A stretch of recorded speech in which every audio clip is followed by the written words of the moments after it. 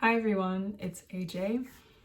It's been a couple weeks since I've been on here, so I just wanted to take a little bit of time to explain my absence. So after I graduated college, I was home for a couple of weeks, and previously in a couple of my videos, I had explained that God is moving a lot of his children to different places. You may be uncomfortable because you're being moved. God is moving you. And I was one of those people. And so I'm currently in the place that God has moved me to, hence the change of scenery. And when I got here, I was compelled to take a break from everything. So I deactivated my social media. I haven't been on YouTube. I haven't even watched any videos. I haven't obviously been making any videos over these past 3 to 4 weeks. I felt that God was telling me to take a break and to rest. And during this time, while I was here, while I was trying to rest, emphasis on trying to rest, I was having a hard time understanding what that meant. I was going and was working and studying for so long, for pretty much a year nonstop this past year, my senior year, because I didn't take any breaks. Like winter break, I was taking classes, all these, different things were going on. So I didn't really have a break. And so I got to a point where I realized I don't know what relaxing is. It's just been so long since I've actually done it that I've kind of forgotten how to. And so during this time, because of that, I felt like there was something I needed to be doing. There was something that I was missing, something I was either doing wrong or just something that I needed to be doing. God led me to Ecclesiastes 3. I kept going over it over and over and over again, and it led me to what I feel are a couple reasons why God makes you wait. I pray that I'm able to get these words out correctly, efficiently, and effectively so that it makes sense and it benefits you as much as it benefited me. I was able to break down 2 fundamental ways, which have separate parts in each of them, but 2 fundamental reasons as to why God makes you wait. I have my notes here, so I may be looking down occasionally. It's been a while, so I feel like I need to get back in the gist of things. God will make you wait because there's a time for everything. It sounds simple, and it is. I want to go through Ecclesiastes 3 verses 1 through 8 because it goes through the times that we have in our life. So it starts off saying, "To everything there is a season, and a time to every purpose under the heaven, a time to be born, and a time to die, a time to plant, and a time to pluck up that which is planted, a time to kill, and a time to heal, a time to break down, and a time to build up, a time to weep, and a time to laugh, a time to mourn, and a time to dance, a time to cast away stones, and a time to gather stones together, a time to embrace, and a time to refrain from embracing, a time to get, and a time to lose, a time to keep, and a time to cast away, a time to rend, and a time to sow, a time to keep silent, and a time to speak, a time to love, and a time to hate, a time of war, and a time of peace." One of the reasons why God makes you wait is because there is a season for everything. There is a time for everything, as it says in Ecclesiastes 3 verses 1 through 8. And then verse 11 says, "He hath made everything beautiful in his time. Also, he hath set the world in their heart so that no man can find out the work that God maketh from the beginning to the end." You may be in a time of your life where you are mourning. You're mourning the loss of a loved one, whether it be a physical death, whether it be a separation in a relationship, which I want to point out too. Mourning and grieving the loss of somebody doesn't necessarily mean that they have to be dead. You could grieve somebody who's no longer in your life because you've separated, you've ended that friendship or that relationship. And I think it's so important to remember that because there is a time to mourn. There's a time to grieve. Oftentimes, a lot of the time, we don't give ourselves that time. We don't give ourselves the time to rest and to grieve and to mourn. All of these things that there are times for, that God has made time for. What I wrote down here in my notes was, God intended for us to feel all the emotions, whether they're good or bad. And I put air quotes because those terms are arbitrary depending on how you see it. For example, if you were feeling grieved, that can be a good sign of healing after a loss, as opposed to becoming numb and shutting everything out. And so God gives us these feelings, this time, so that we can feel it. And this is a time for us to connect to him on a deeper and spiritual level. But it's not all sad emotions. There's also a time, as it says in Ecclesiastes, a time to laugh and a time to dance. This is in the same line.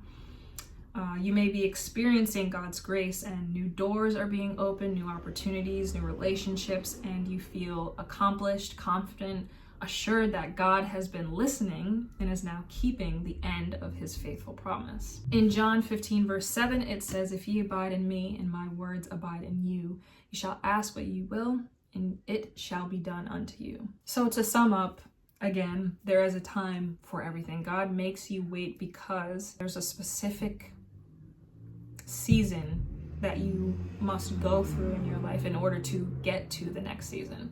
And I want to expand on that in the next part, which again, it ties into the first one. Another reason why God makes you wait, and I added in suffer, because when you're in a waiting period, it could be your season of wilderness, and that's when God is pruning you and he's breaking you down. It could be a very troubling time. You could be suffering and it could be uncomfortable and painful. And so that's why I added suffer, because when we're waiting, it's not necessarily a comfortable thing to wait. It's in our human nature that we don't want to wait for things. And we also live in a world where everything is fast, instant, like we expect that because of the world that we live in. And so a reason why God makes you wait and suffer, so that when he fulfills his promise, the promise that he's given you, it's that much better. And another way of me saying that, because when I was writing down the notes for this video, I was kind of having a hard time portraying that. It would make a lot more sense with the parable from John 16 verse 21, which says, "A woman, when she is in travail, when she's in labor, hath sorrow, because her hour has come.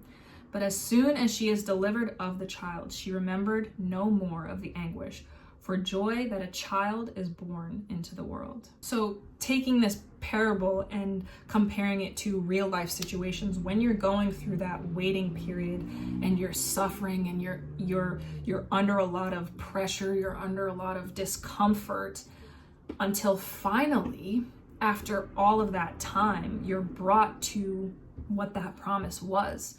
You've made it to the next point. You're no longer in that uncomfortable period where you're waiting. It's like you forget all the suffering, all the waiting.